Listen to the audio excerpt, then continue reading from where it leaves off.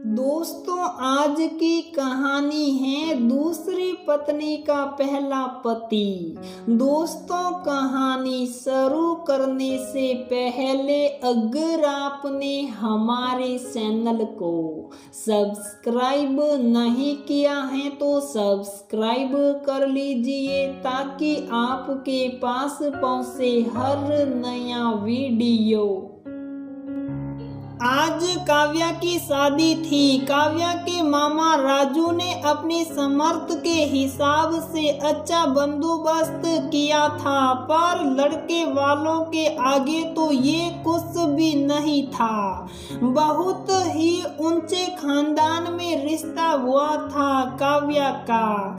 इतने बड़े घर में रिश्ता करने का तो राजू सोच भी नहीं सकता था। काव्या के माता पिता का एक एक्सीडेंट में निधन हो गया था। उसके बाद राजू ने ही उसे पाल पोस कर बड़ा किया है। एक दिन कुछ ऐसा संजोग बना कि सर्वगुण संपन्न काव्या को मंदिर में भजन गाता देख पास के ही गांव के प्रधान की माताजी को अपने पोते रणवीर के लिए पसंद आ गई।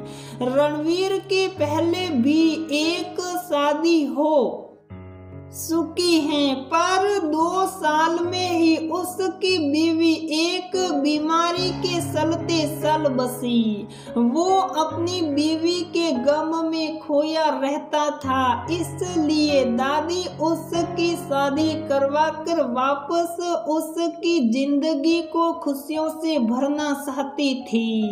काव्या को देख उनके मन में ये इच्छा आई, क्योंकि बिन माँ बाप की बच्ची के कोई नखरे भी नहीं होंगे, तो ये आराम से उनके पोते को संभाल लेगी। उन्होंने जब काव्या के मामा मामी से इस रिश्ते के बारे में पूछा तो उन्होंने तुरंत हाँ कर दी। एक बार भी काव्या से नहीं पूछा कि क्या उसे रणवीर की दूसरी पत्नी बनना पसंद है। जब काव्या को पता चला था तो उसने अपनी मामी से दबी जबान में मना करने की कोशिश की थी, पर उसकी मामी ने तो उल्टा उसे ही समझा दिया था। देखो बेटा, इतने बड़े घर में रिश्ते से तुम्हारी जिंदगी संवर जाएगी। हम तो तेरी शादी ऐसे ही किसी छोटे मोटे परिवार में करते, पर रणवीर तो बहुत बड़के सरकारी अफसर हैं, और तो और तुम्हें गांव में भी नहीं रहना पड़ेगा, बड़े शहर में जाके राज करेगी हमारी बिटिया। सभी की मर्जी से सट मंगनी पट ब्याह हो गया और आ गई काव्या अपनी ससुराल। यहाँ पर भी उसका कोई भव्य स्वागत नहीं हुआ, बस नाम सार की रस्में निभाई गई थी, पर सबका प्यार बहुत मिल रहा था। दादी जी ने तो जैसे काव्या पर ममता की बरसात कर दी थी, और सासू माँ ने भी उसे खुले दिल से स्वीकारा था। छोटी ननद सुहुलबाजी करते उसे रणवीर के कमरे तक छोड़ आई थी। कमरा बेला गुलाब की खुशबू से महक रहा था। रणवीर पहले से ही वहाँ मौजूद था। शर्माई मुस्कुराई सी काव्या आगे बढ़ी ही थी कि पहली बार रणवीर भारी सी आवाज के साथ उसके सामने था, जिसे पहली बार काव्या ने गौर से देखा था। 5 फुट 8 इंच लंबा सांवला सा रंग, अच्छी कद काठी वाले रणवीर की आंखें सुर्ख लाल हो रखी थी। देखकर लग रहा था जैसे बहुत रोए हो, और इसीलिए आवाज भी भारी हो गई थी। वो सदे हुए कदमों से काव्या के पास आकर बोला, देखो काव्या, मैंने ये शादी सिर्फ दादी की वजह से की है। मैं तो आज भी अपनी कुमुद रणवीर की पहली पत्नी से बहुत प्यार करता हूँ। उसकी जगह मैं किसी को नहीं दे सकता। ये बोल रणवीर कमरे से बाहर निकल गया। काव्या तो कुछ समझ ही नहीं पा रही थी। अगर रणवीर को अपनी कुमुद से इतना ही प्यार था तो फिर उसकी जिंदगी क्यों बर्बाद कर दी। लड़खड़ाते कदमों से वो वहीं पलंग पर धम से बैठ गई। आंखों में जैसे दर्द का सैलाब उमड़ पड़ा हो। रोते रोते कब आंख लग गई उसे पता भी न चला।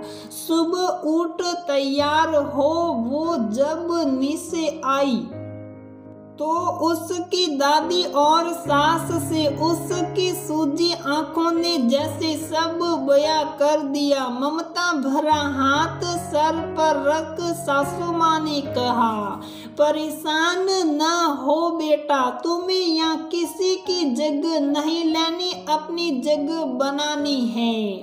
और अपनी जगह बनाने में समय तो लगता है ना। एक फीकी मुस्कान के साथ काव्या ने हाँ में सर हिला दिया। 4-5 दिन ऐसे ही बीत गए। काव्या के कभी दादी संग बतियाती, कभी सास संग रसोई में काम कराती, तो कभी अपनी ननद संग सुहुलबाजी करती।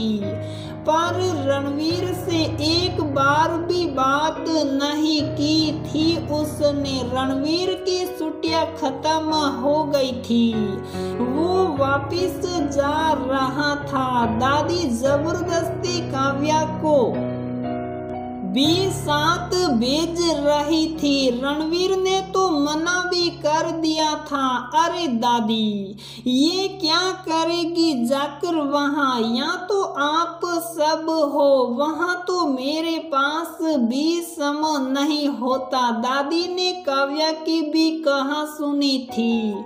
उन्होंने काव्या को ये कहकर भेज ही दिया कि तू इस घर से नहीं, रणवीर से ब्याही हैं, इसीलिए तुझे उसके साथ जाना ही होगा। जिससे इन 5 दिनों में ठीक से बात भी नहीं हुई थी, उसके साथ एक छत के नीचे कैसे रहेगी।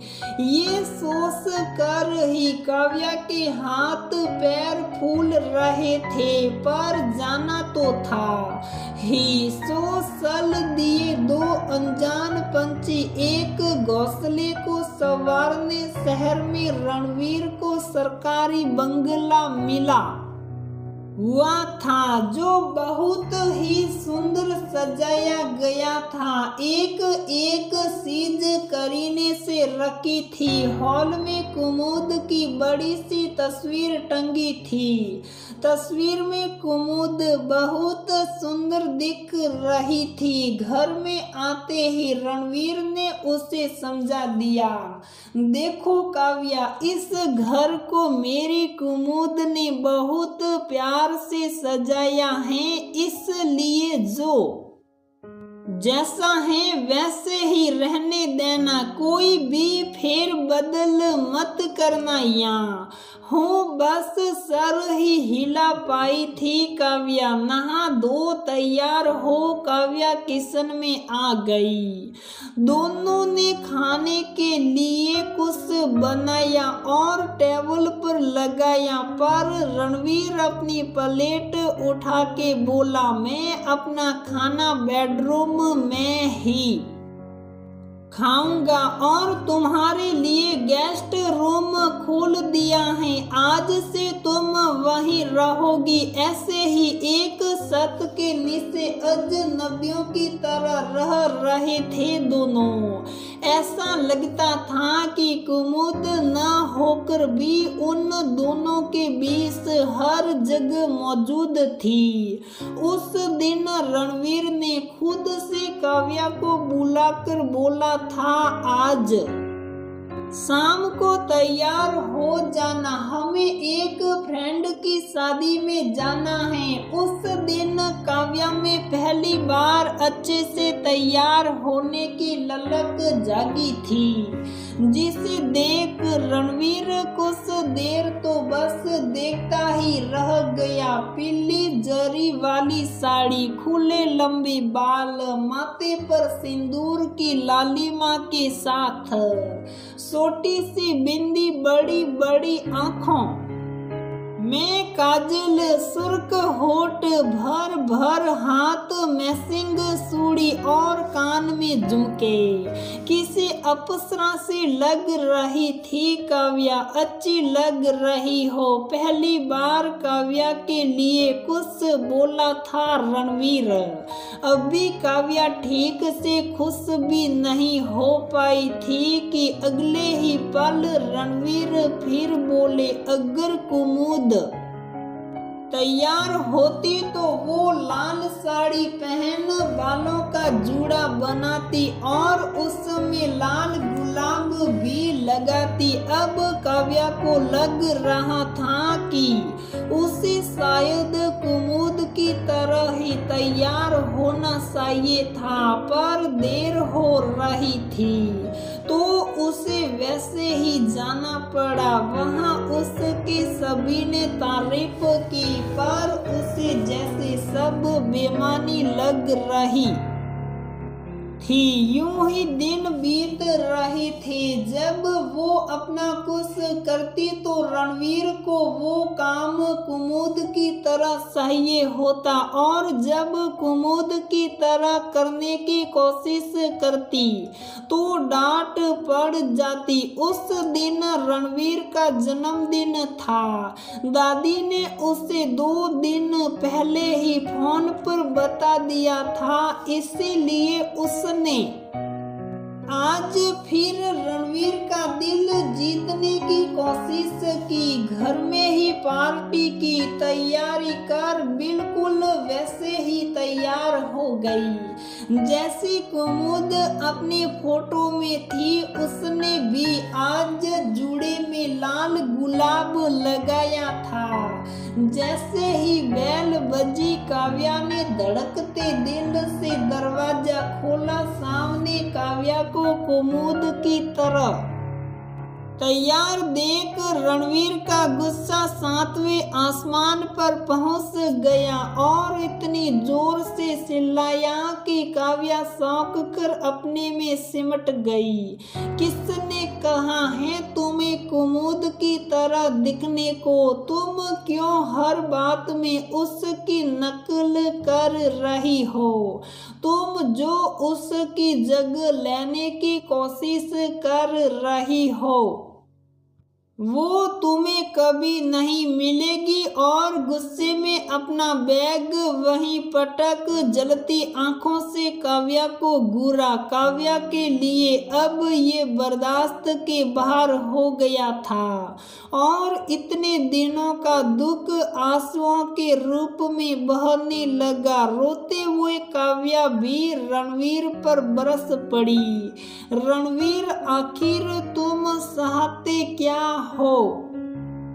जब मैं अपने तरीके से तैयार होती हूँ तो तुम्हें कुमुद जैसा रूप चाहिए, और जब मैं उनकी तरह तैयार हुई तो मैं उनकी जगह लेने की कोशिश कर रही हूँ। मुझे यहाँ किसी की जगह नहीं चाहिए, बल्कि मुझे यहाँ अपना थोड़ा सा वजूद चाहिए।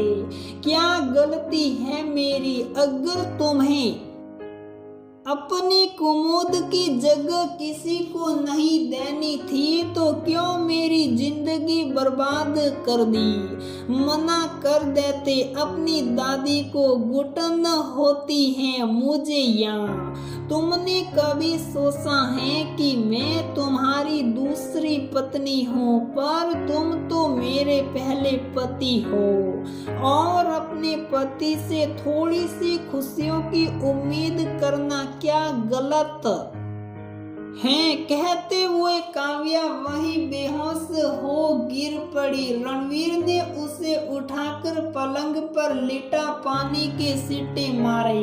होश में आते ही काव्या अपनी साड़ी ठीक कर उठ कर जाने लगी। तभी रणवीर ने उसका हाथ पकड़ उसे पलंग पर बिठाते हुए खुद उसके पैरों के पास बैठ गया और काव्या के हाथ अपने हाथों में लेकर बोला, मुझे माफ कर दो काव्या, मैं अपनी कुमुद से बहुत प्यार करता हूँ और उसकी जगह किसी को सोच भी नहीं सकता, पर कभी ये सोचा ही नहीं कि इस सब में तुम्हारी क्या गलती। आखिर तुम्हें भी तो अपने जीवन में खुश रहने का अधिकार है, इसी लिए अब मैं तुम्हें खुश रखने की पूरी कोशिश करूंगा। आज से मैं तुम्हें कुमुद की जगह नहीं बल्कि तुम्हें तुम्हारी तरह स्वीकार करता हूँ। और रणवीर ने काव्या के बालों से लाल गुलाब निकालकर उसके बालों को जूड़े से मुक्त कर दिया। आज काव्या को उसके पहले पति ने दूसरी पत्नी होने का दर्जा दे घर में उसकी अपनी जगह बना दी थी।